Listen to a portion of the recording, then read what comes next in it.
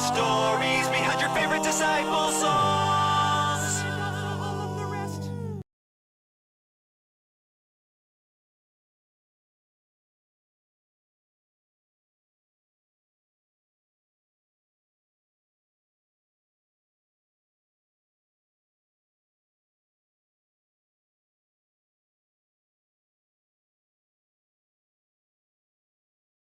Alright, we're back. Rebel Society in the house. Kevin Young yeah, in the yeah. house. In several houses. Joey West in the house. That's right. Several houses, indeed. In several states. 3 states to be exact. Uh-huh. We are multi-statural. Statuesque. Yeah, Statute of limitations. correct.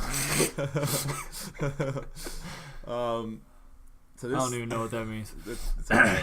I don't think anyone does. We're in a state of multiplicity. Now, hey, that's a good word.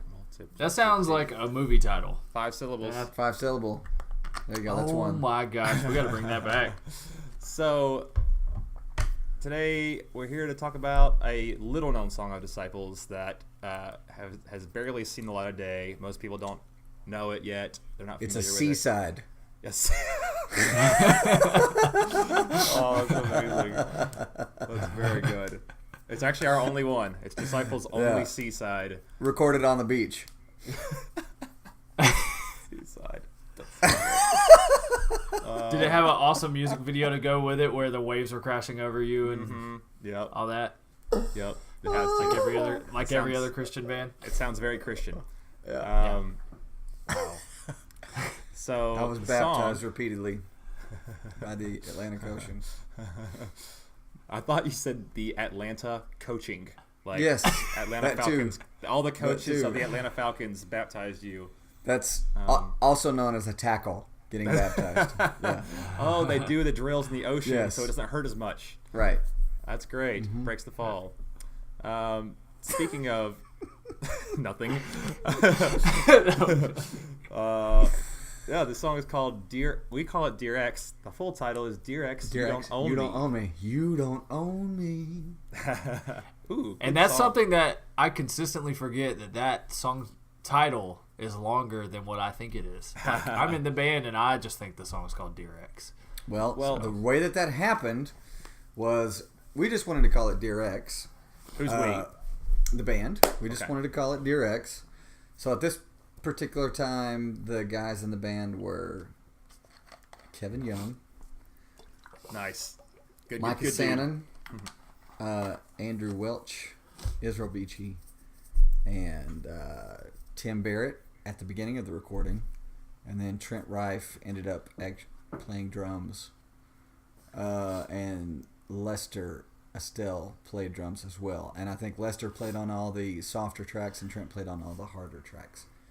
That's cool. Yes. So we wanted to call it Dear X, but the president of Fair Trade thought that You Don't Own Me was kind of the hook of the song. And he was like, let's put that in parentheses. You can call it Dear X, but then let's put You Don't Own Me in parentheses. So That's cool. that was one of his calls. That's. I mean, I think it definitely makes Cool. sense. People, it's something that is actually sung in the song, so there's definitely something to how it sticks in people's minds. Yeah, probably. if you were to hear it, you know, Yep. and be like, "What is that song?" You wouldn't think Dear X. Right. You don't own is what's there. But it ended up being I think the only song, one of 2 songs that went number 1 on Christian rock and on CHR. So cool. I think That's Invisible was awesome. the other one. Yeah, that's so amazing. I mean, it's That's it's back when definitely- radio stations played our stuff. Or right. played any Yeah. stuff. 2 formats. Yeah, it's insane. We What? we have 2 less than that now to choose from. What year was that? Was that song? It came out in 2010. I think the radio play was probably before the album, and then Invisible was probably like 2011 or the end of 2010. That's cool. Okay. And It's a minute ago. hey, I know, right? We're coming up on. I mean, next year we could do a 10-year anniversary celebration of it. Not doing it. That is so trendy right now. The 10-year. Let's go celebrate. Let's go celebrate what we did 10 years ago. It's a good way to grab Is some that- cash, I think. Is it a good cash grab, or is it basically an admittal that you have nothing new worth playing? Both, I think. Okay. I think it's both for sure. That was a right and a left and Yeah. a jab and a Yeah. drop That was kick. a UFC knockout right there. That was intense. I'm just Yeah. saying, I like it. you know, I love So- playing the hits and all, but I remember you've shown me the demo of Dear X before that was written with Ben Glover. Is that right? A writer did here in I show you? Nashville. Yeah. Oh yeah. And- Oh yeah. Mm-hmm. And the demo is kind of interesting because it did not at all have the feel that the final version has. Gosh, right? I wish we could play that here. I wonder if there's a way to do that. I can drop it in. Yeah, I can drop it in. It's so interesting because, you know, Ben Glover is a phenomenal writer, but he really wasn't into any of my ideas. A lot of, you know, when we talk about that experience with Ben, you know, it was basically like I was just sitting in the room and he was just not really into a lot of the ideas I had. And How many times did y'all write together? 3 or 4. Okay, cool. So we did Dear X and Invisible. There's another one. It'll come to me in a minute. And then there was one No that worries. didn't make an album. Okay, Um, gotcha. So I think it was like one on Oh God Save Us All. Draw the Line, maybe? Yeah. Okay, gotcha. Cool. I think it was Draw the Line. So yeah, you know, it was one of those things where, you know, it'd have ideas and he really, and I kind of wanted to take it like a Def Leppard route, you know, from what we were doing, and he kind of wanted to take it more like I say the word Gavin DeGraw. He never used the actual word Gavin DeGraw, but he was Right. wanting this melody that was like, go ahead, put a target on my forehead. You can fight, but you got no bullets, and I'm yours, but Kind I'm of a- not yours anymore. And then he goes, whoa, oh, you don't own me. Like that. Kind of sounds like Maroon 5 even. It's very, dude, he is a pop guy. I let you go, but you're still chasing. Go ahead, but you're never gonna take me. You can bend, but you're never gonna break me. I was yours, but I'm not yours anymore. Oh, you don't own me. Go ahead, put a target on my forehead.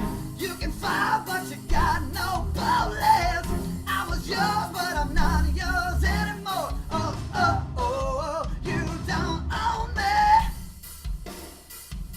Wow. I think any other Christian artist could have sang it the way that he was wanting to do it and would have nailed it. But I kind of knew what would work with our fans, right. and I don't think he could visualize it, because I was like, you know, no, I want to do something where we're like, go ahead, and we hold it out, you know, and then I keep singing over top of Yeah. what this other guy that's holding out this Yeah. note, and he was just like, nah, and so, you know, he was like, nah, he was honest.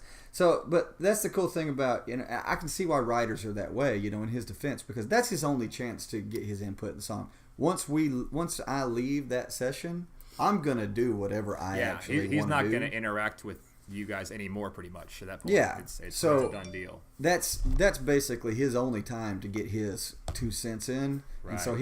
he was shooting down most of my ideas really because of that, I guess.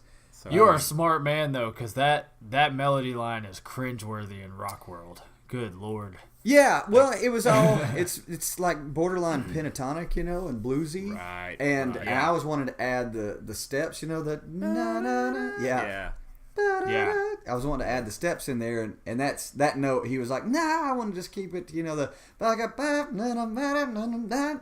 know, like that." And I just felt that it needed to go the other way. So the chorus, when we got to Rob Hawkins' studio, you know, and we demoed it out, I was like, "All right, just let me get down my vision the way that I hear it in my head." And so the way that I heard it was, you know, this very Def Leppard style, Or you know, soaring. soaring, with lots of vocals happening. And so this one vocal saying "go ahead," holding it out, and then the other one, going underneath it, doing that. So yeah, and it sounded really cool, and we kept it that way. Yeah.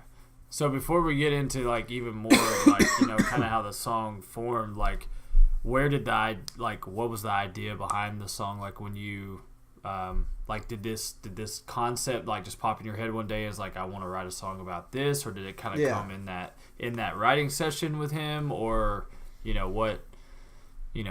how did that come about? Yeah, I think it was a spur of the moment idea. I tell the long version of the story whenever we do acoustic sets, kind of talking about the song, but we got a lot more to talk about today, so I'll just say like a shorter version. But I think I just had this idea of like, I love metaphor is basically the only way to write. So it's basically you're saying one thing but you're meaning another. And I was thinking, why don't I just sing a song to my ex-girlfriend? Except my ex-girlfriend is sin. So the ex-girlfriend is the metaphor for sin. And just say all of these things, like the idea of dear this and dear that, and dear all of these things, and just like basically write this love song or love letter to my ex-girlfriend, and really kind of Shyamalan twist, be like, don't you remember how awesome it wasn't? Like that's the you got to wait for the last word of the sentence. Don't you remember how awesome that it wasn't? And that's kind of like So it was like the dear pain. Oh, it's been a long time. You remember when you're holding me tight. So I'm saying something positive, but it's like I'm talking to pain. Cool. Yeah. You shame how you would hold me. So it's just like I'm saying this positive thing, but like. It's shame, so it's like it's negative. So there's all of these like positive and negatives with it, and I mean that is our relationship, with sin. It's like, I tell the story about how sin, when you're being tempted, it never tells you the bad. It never reminds you of the bad, and that's kind of like when an ex-girlfriend comes back around, and a girl you dated like 2 years ago, and she calls, and you're like, oh yeah, why did we break up? I think it was pretty good. And then you one phone call or one movie, and it's like, I remember why we broke up because I'm not even gonna say anyway. So, but with sin, it's just like it's the same thing, It's like you forget until the moment you give in to the sin, and then that same voice that was tempting you was like, you are a horrible person. You're the worst on the planet. There's nobody worse than you. Every man is righteous except for you. Yeah. I think that's what's so cool is like, we say a lot of times that the best songs start as ideas most of the time. As opposed to starting with music or a riff. Usually the best quote-unquote songs start with an idea, and in this case it's an idea that everyone, I feel like, can relate to on some level, especially when you're going through the different vices basically, or feelings, different X's. There's something in there for everyone, and the emotion is so strong.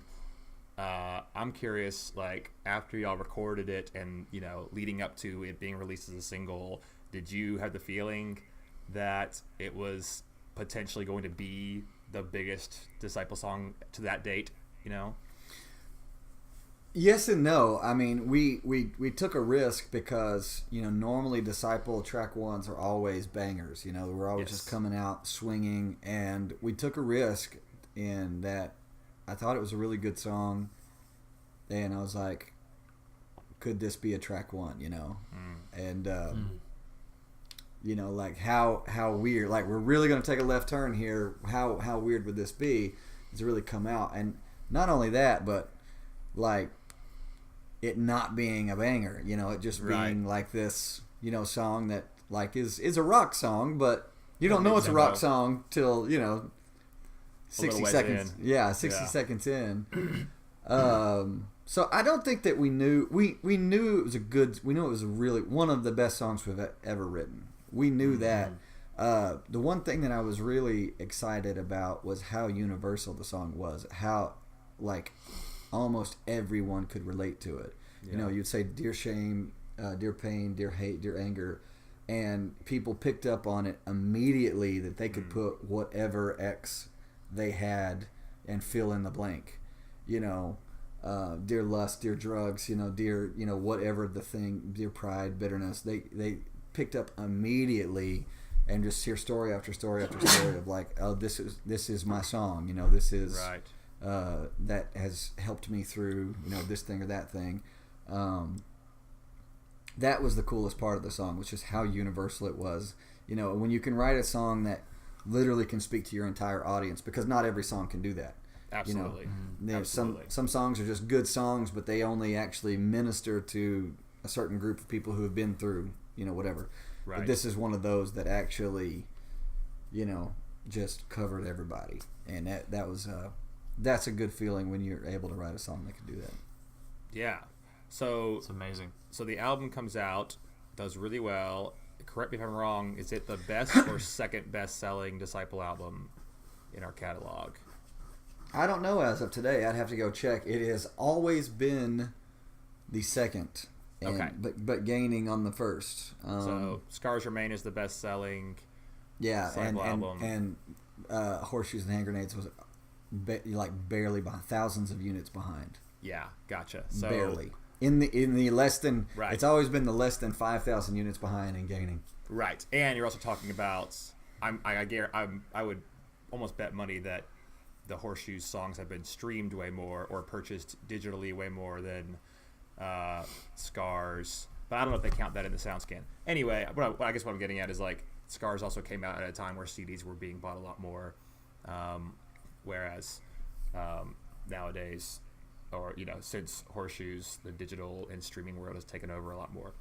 Yeah, you guys know my theory on it. You know, I'll share it with our Rebel Society folks. As my theory is, in 2008, when the housing market crashed, that was when the first things that were to go that people stopped spending money on was entertainment. You know, movies and music. You know, people were buying CDs in the year 2000s all the way up to 2008. The housing market crashed and the stock market crashed, and everybody started getting tight on their money. So there was this big shift to streaming and illegal downloads, which illegal Right. downloads are kind of a thing of the past now. No one really They've pretty much has been, to. Yes, exactly. There's been enough good alternatives now that are accessible and affordable, and you know there's no risk of legal action. You know, so Yeah. I think that they are a thing of the past pretty much. So on Spotify, I can see our last 28 days, our top songs. Dear X is number 1 by twice as much, and number 2 is Erase, and then Game On is the third one, and After the World is all the way 1, 2, 3, 4, 5, 6, 7, 8, 9, 10, 11, 12. After the World is 12. Gotcha. So as far as Horseshoes and Hand Grenades, you've got Dear X is number 1, Invisible as number 4, and Remedy is 1, 2, 3, 4, 5, 6, 7, 8, 9, 10. Remedy's number 10. So in our top 10, our 3 Horseshoes and Hand Grenades singles are in the top Right. 10 of our most That's awesome. streamed. Yes. I have my own personal story about when that album released and discovering Dear X. So came out in 2010, and what's crazy to think is in 2010 there wasn't. I had a BlackBerry at that point, and I think iPhones were Me just too. now. I think iPhones were just getting to be a thing, or maybe they Probably, weren't yeah. a thing. I can't remember, but No, they were, but yeah, still new. But finding out about albums releasing was just kind of like you just kind of discovered it. You know, there wasn't like ads everywhere for it. So what I used to do is I used to save all my change in a, I guess I didn't have like some stupid looking piggy bank or anything. I think it was like an empty dill pickle jar or something. But I'd save all my coins, and I figured out that the Coinstar machines at Ingles, if you took them there and dumped all your coins in it, it would give you an iTunes gift card for the amount, and it wouldn't take any fees. So that's how I used to buy music. Because That's I would just amazing. save all my change and then buy stuff. So I was on iTunes, and just so happened to be the day that Horseshoes came out, and I was a long-time Disciple fan, and I was like, oh, I got iTunes money, sold. I'll just buy it. Like, I didn't even preview it. I was like, I'm just gonna buy it. That's so cool. And the minute I heard like the album open, I was like, this is different. And then by the end of the song, legitimately had tears streaming down my face. Oh my gosh. And I was like, this song is forever ingrained in me. And of course, this was before I had any notion that I would ever remotely come close to even being in this band. Yeah. But like, I used to, I used to dream about touring and being in a band and everything. But when I heard that song, you guys know me, I'm such a visual guy to where I like have these ideas of like, oh man, if this song was being performed on stage, I could see this happening and this happening. And I just had, like, every time I would listen to this song, I would just envision this huge, like, piece of glass that had all this stuff written on it, like, in red, like porn, lust, murder, whatever, and everything. And then, like, and when that last chorus hits, just, like, that glass shattering and just falling everywhere. Like, for some reason, like, that was always, like, this mental image that I had associated with that song. And still to this day, when we play that song every night, like when we slam back into that last chorus, I always think, I'm like, I remember when I had that like mental image in my bedroom of like all this stuff like falling to pieces. Gosh. And I still think about it every single night. That's the first time he's ever told us that. Yeah, I never heard Yeah. that. That's We never So heard that. like when we said that we were gonna do the song today, I was just kind of thinking back. I was like, when did I first hear this song? And then I just kind of recalled all that. It's nothing I would have ever just randomly thought about and be like, hey guys, let me tell you about my Dear X experience. That's So Dude, freaking cool. I mean, we can with the LED wall. We can put the stuff up We could there. do something like that. yeah, I mean So- that is something that I've thought about, and it would actually be kind of cool to see because I had just graduated college, so I was 21. It would be cool to see my 21-year-old vision. All right, actually check this happen. out. Check this out. Here's what you do. The whole place goes dark, right? And the LED Yep. screen comes on, and then somebody starts writing in cursive all of those Yep. things, just Yep. one by one. You write out like 10. I mean, like awkward silence. Like you just starts writing out all these things, and then bum bum bum bum bum bum bum bum. Just, Oh Great yeah. idea. It's a great idea. Oh, dude. Yeah. And see, and all you Rebel Society people, this is how ideas are born, and Yep. this is how like our live show happens. Is like literally conversations like this. So Yep. my first experience with Dear X was my band Philmont had a single out, and we were really excited because it got to top 5 on Christian rock. But Dear X was number 1 for like, a year, and so our song couldn't go number 1. It's kind of like all the bands watching 21 Pilots be at number 1 on Christian rock now. Our song also couldn't go number 2, 3, or 4 either. I'm pretty sure it stayed at number 5. But I just remember being like, Dear X, you don't own me. Interesting. And like every week check in, being like, that song's still number 1, and just being like, man, maybe I'll have a number 1 one day. You know, my favorite thing about you telling that story just now What's that? is just because I know you so well, is that you were looking to the left and down when you started that whole story. So I knew You knew it was gonna be funny? shots were getting ready to get fired. But he was looking down and he was looking left, There was and some he was salt like, coming. "So I remember." Uh-huh. And I was like, "Oh, here it comes." Yeah. You knew there was going to be some Yep. So Kevin- some wit to it. So Kevin, are there any more like things that people just would not know about this song? Like I know that you guys actually re-recorded it one time. We did. Or remixed it. I can't remember which one, but Yeah, tell that's that story. That's one of the worst decisions we ever made. But it's one of those things that you couldn't. Once the snowball turned into an avalanche, I mean, you can't really stop it. It's just kind of like, here we go. So basically, Howard Benson, for those of you who don't know who he is just a huge, not in size, even though he's not a small man, huge rock producer. And, so every band that we think is awesome, he's produced them. POD, Skillet, 3 The Days Used, Grace. 3 Days Grace, Say Us In. Say Us In. My Chemical Romance. My Chemical Romance. Tons and tons and tons. Blindside, the Blindside album that we all Yep. love. Yep. Whichever one that's called. Silence. Yeah. So he's a big deal. Let's just, Yeah. to put it mildly, he's a big deal. Yeah. So the way that I was told the story, I don't know what's true and what's not. That someone at Columbia Records heard the single. I don't know if Jeff, who's the president of Fair Trade, played it for him, or how he heard it, because it did well at radio, or what. I'm not really sure how he heard it.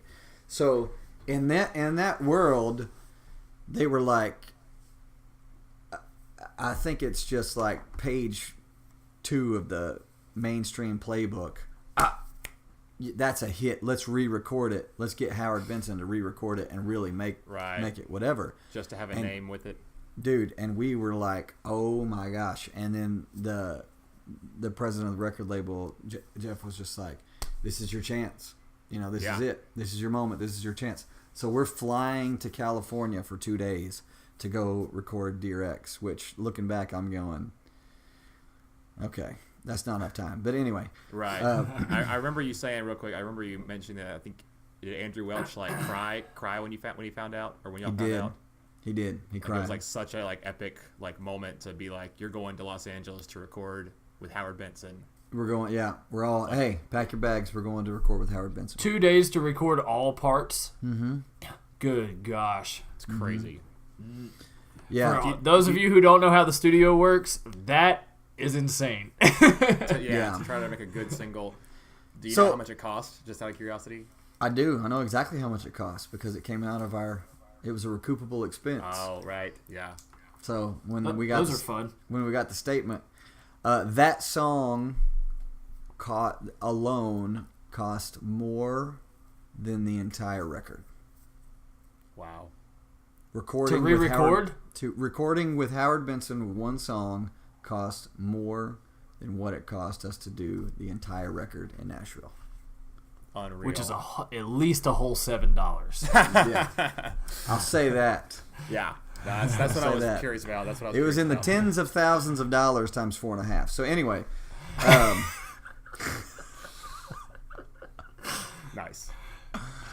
So that's like $80 million. $80 million. $80 million. So we were all pumped. We get out there, and it was a huge bummer. The whole thing was just like, when I look back, I'm like, man, this was a racket. They were running a freaking racket. They were charging like, your unborn child's arm and a leg to record a song.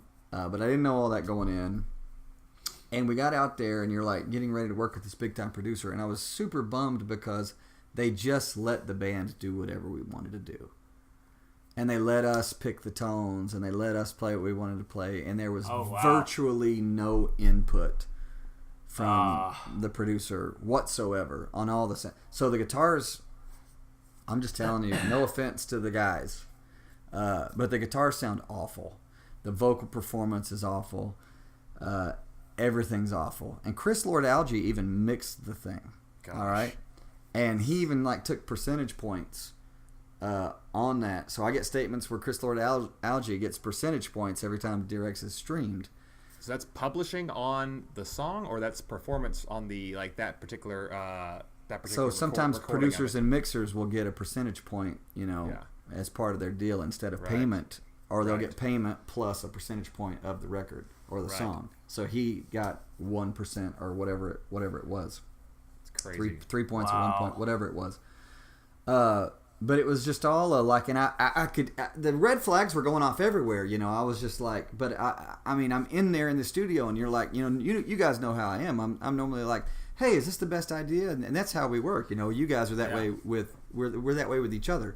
Hey, is this the best idea? Is that the best we could do? Is whatever. I was really afraid to speak up and be normal there, but I did remember speaking up. I was like, are we sure we want to go with that guitar tone? It was like this Christmassy guitar tone, If you listen to it literally reminded me of Christmas. It's like we're getting ready to perform, Sleigh Ride or something, and I was like, I don't know. And it was just a lot of subpar stuff happened. So it's a really negative story. I hate telling it because it's so negative. So then we record it. we get it back and we're like, Rob Hawkins' version sounds so much better. And then they were like, is there any way that we could make it heavy? And so they went and added this guitar track at the beginning of the song. So it's like, you know, dun, dun, dun, dun, dun, the string thing, and then the drums come in and it goes, yung, gung, gung, gung, gung, gung. I mean, if you listen to Howard Benson's version, it's just, so that was their way of making it heavy. They just added this guitar track that just adds these chugs at the beginning. It's so terrible. It's unlistenable, honestly. It's Dude, what a bummer that there was like no input from them either, because like you're stoked about going and working with these big name people who obviously have had input in all these other huge bands' albums. Yeah. And so you're probably expecting that same thing, and to not get that, just couldn't imagine. So here's how it honestly went down. So Howard wasn't even there for most of the time when the band was recording. So he let the other guy do most of that. And they just, like I said, just let the band do whatever they wanted to do and let the band choose the tones and let that. It's like, we're going in here to this place where all these great records are made. It's like, tell us what sounds awesome. Right. Don't let us tell you what sounds awesome. Right. And then, so there's that. And then Howard recorded me. And so he did have me sing some things different. So there was, he was producing a little bit and said, why don't you try this note and that note? And if you listen to it, there's some note selection that I go to that's actually very different, and I'm not knocking him at all. I mean, maybe there's somebody out there that likes it. I didn't like any of the note selections, but again, you don't. It's like, how could I say, hey man, I don't like that? And my voice wasn't feeling 100%. I think I was sick or something, and so it's like I only had that one day to track, and I had to track the whole entire song in one day and in one setting. And with the Rob's version, we had several days to do this and that, which for vocals is necessary. So crucial. Yeah. So if you go listen to Howard Benson's version, I mean, in my opinion, if there's somebody out there that loves it, thank God for you. You're wonderful and precious. God bless you. But it's not my favorite. So I've got one more question, or curiosity, I guess, about the recording sessions. How long did y'all have each of those days? Because like producers, they'll be like, I'm only going from 9 to 3, and then 9 to 5, and then I'm gonna go do this, and I'm out of here. So like, how long did y'all have? We were there all day, as far as I can remember. Like I said, he wasn't there most of the first day. He was there for some of it, So funny. The main thing I remember. Sorry, I don't interrupt. Go ahead. I was gonna say the main thing I remember from listening to it before was I feel like there's a high harmony in the chorus throughout the whole thing, as opposed to just on the like soaring vocals. Second, yeah. And that was what I remember when I listened to it, was that it's got a high harmony like throughout, which I guess is like more of a pop move or something. But I think I remember him saying it like, why are you waiting to give that away to the second chorus? Just go ahead and do it. Right. Because I think the high harmony waited till the repeat of the second. I think so, yeah. Mm-hmm. So did that get released officially? Okay, so obviously that's the way I tell it. I mean, the other guys in the band may tell it completely differently, than I tell. That's my version of the story. They may have a positive experience with it, and we're telling it in a positive way. Yeah. So we'll have to ask them. But the worst part of the story was, so we did all that. And no one ever said why we were doing that. That's the part that really got me. Was no one ever said, we're going to go re-record it with Howard Benson. For what? To do what? Yeah, especially when it's a recoupable expense that falls on you in the long run anyways. To do what? Like, they literally released it, on Apple and iTunes? Like, why would somebody want a new version of Dear X when they already had one? Right. It literally was the dumbest... As a Disciple fan, I didn't even know that version existed until I joined the band. Yeah. It was one of the dumbest, worst decisions that we ever made. And I remember harping on the record label, just being like, hey, this track doesn't sound good. We need to fix it. We need to figure out, it's bad. We're putting out. They wanted to go re-record this to make it sound better, and they did the exact opposite. And I remember them saying, we agree with you, but we don't really know what to do. We don't want to ruin your shot.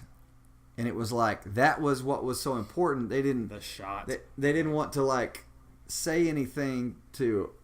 Like, negatively affect y'all's perception of... Or people's perception of you.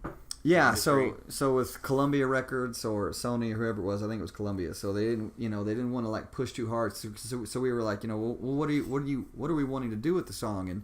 And they were like, okay, well, we emailed them, but we haven't heard back. In 3 weeks we go by. Well, we emailed them, but we haven't heard back. And then 6 weeks we go by. Have you heard anything? No, I haven't heard anything. It's like, what are we doing? And then no one ever told me how much it cost. And then I got the statement, and I literally got on the phone. I was like, are you kidding me? Like, what in the world?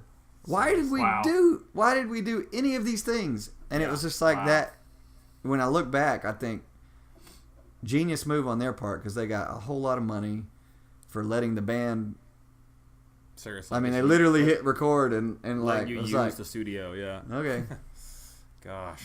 Was the studio nice at least? Dang man, this is such a negative session. We'll finish it on a positive note. I'll Don't put worry, it to you this way: it was 2010. There was an original Xbox console in the studio to go along Sick. with all of the other Yeah. Sick. original Gotcha. Xbox era things. Gotcha. Nice. What year was the original Xbox? 2002? 05, 04. Oh yeah, I guess it was earlier than that. 03 or 04 maybe. Yeah, I don't know. A while ago. Well, It looked like that. It felt like 2002. despite all that, the song, has obviously done great things for the band. It's a song that we've never not played. It's a song that, I would say most of our fans quote it as their favorite song. Yeah. We've opened the set with it. Yep. Yes. We've I closed was the gonna set bring with that it. up. Yep. We've. Have we ever encored it? I think we Yes. have. We have Cool. recorded. We yeah, definitely we have since definitely I've been in closed the the set band. with it. Yeah. Yeah. Yeah, it's always cool because like that opening string part is like such an iconic Yeah. sound for Disciple. So like when it happens live and the lights are all out, like Yeah. every night people are like, yeah, it's like a really cool Yep. feeling. We got to play it at Winter Jam, which was awesome. Yeah. Kev, you get to do it at Roadshow, which was also awesome, I'm sure. Those videos are fun. I actually got to see those videos a couple days ago, and they're fun to watch. We So should fun. experiment with a show and not play Dear X and see if the people riot. I had somebody come up to me one time and it was like, "Oh man, I thought you weren't going to play it." It was like whenever Dirks was like, almost last Later in the in set. set, Yeah. yeah. And so I was like, I was going to be really mad. And I was Hey, that's actually a good thing. Maybe we should put it at the end again. Build the anticipation. Keep people there. Keep people from walking out early. Well, yeah. So to everyone listening, like it is our just every month or whatever, it's the most streamed song. I think it's on a lot of playlists. It's just has the most exposure of any Disciple song, and it's just done so much cool stuff, and really the obviously most important thing is it's just ministered to so many people, like you said. It's Yeah. I remember when I walked into Ben Glover's house. His studio is like part of his house, and I guess there's this one part of his house that's like partitioned off for the studio. And I remember walking in, and he had this keyboard out, and he was like, he's like, "Check out this idea that I've got for today." And I just remember him playing it, and like, dun, dun, dun, dun, dun, dun, dun. And I remember that. And I also remember like Howard Benson wanting to do like a real violin, and they actually did bring in a real violin lady to play it, and I don't think it made the final cut. It might have, but it might not have. But it was like the way that he was playing it. I could be wrong for you violinists out there, but it was like not a natural way to play the part. It was like a very strange part to actually play on violin or whatever. But I remember the moment he played it, I was like so in love with the part because the part never changed. The part's exactly the same on the demo as That's it awesome. is, on the album. The way that he played it, the sound that it was, and I remember the moment that he did it, I was like, oh my gosh! And then there's just whatever, and the moment he started doing the melody hit me immediately. Like I Wow. knew what note I was going to, and we were rolling, we were cooking, That's right, so awesome. right after that, it was like, da-na-na-na-na-na. I was immediately just, it's one of those things that just sparked, inspiration. yeah. That's so awesome. love So it. awesome. Yeah, it's so fun to play every night. It's a song. It's a song that a lot of people sing along to, and you just see the emotion of these people who have been impacted by the song, singing it live with us. You just really see the emotional response, which is so cool. Yeah. It's The story that I tell, I will say this one part, from a spiritual aspect, the story of Cain murdering his brother Abel, and then God speaking to him and saying, sin is crouching at the door waiting to master you, but you must master it. And the word master there, implies slavery, that sin wants to make us a slave. And he's saying, but no, that you must master it. When you think about it, you think about how sin, when we trade in slavery, Jesus uses that metaphor as well. When we trade in slavery to become free as free children of God, that it still applies. This sin, we're not slaves anymore, but this sin is actually still crouching at the door, right? And I just love that image, and I love that metaphor, and it helps me, and reminds me that even though I'm free, and even though I have a new love in my life, which is Jesus Christ, and I'm not in a relationship with sin anymore. That sin is looking for every opportunity to get back in my life, and sin is looking for every opportunity to try to capture me again, and ensnare me again, and enslave me again. And when you look at it that way, you can either go two ways. You can be afraid because sin is hanging out, or you can say, but I let you go. You're still chasing. Go ahead. It's fine. Yeah. You're never going to take me. You can bend, but you're never going to break me. I was yours, but I'm not yours anymore. You don't own me. And it's like just that thing of saying with such emotion and confidence, like, I know what your game is, and I've played it, and it's game over, and we're not doing this again. Yeah. Heck yeah, man. That's so great. I love That's so that. great. Well, for all of you watching, you are Rebel Society members, and we definitely would love to hear from you. Any of these behind the song stories that maybe inspire you to share your story of how a song's impacted you, we'd love to hear it over on the Rebel Society private Facebook group. Yes. If it's Dear X or if it's any of the other songs we've covered, please write your story. We'd love to hear how the songs have helped you through different times in your life, good or bad, whatever you want to share. Like, we would love to hear it, and hopefully we can incorporate it somehow in future episodes and everything. Yeah. So And if there's a song that you want to hear about, that you're curious about the origin or the story of, let us know on the Facebook group. Hey, let me say this one last thing about it. Rob Hawkins knocked that song out of the park. Yep. He did a producer for the album. He did a great job on the Horseshoes and Hand Grenades album.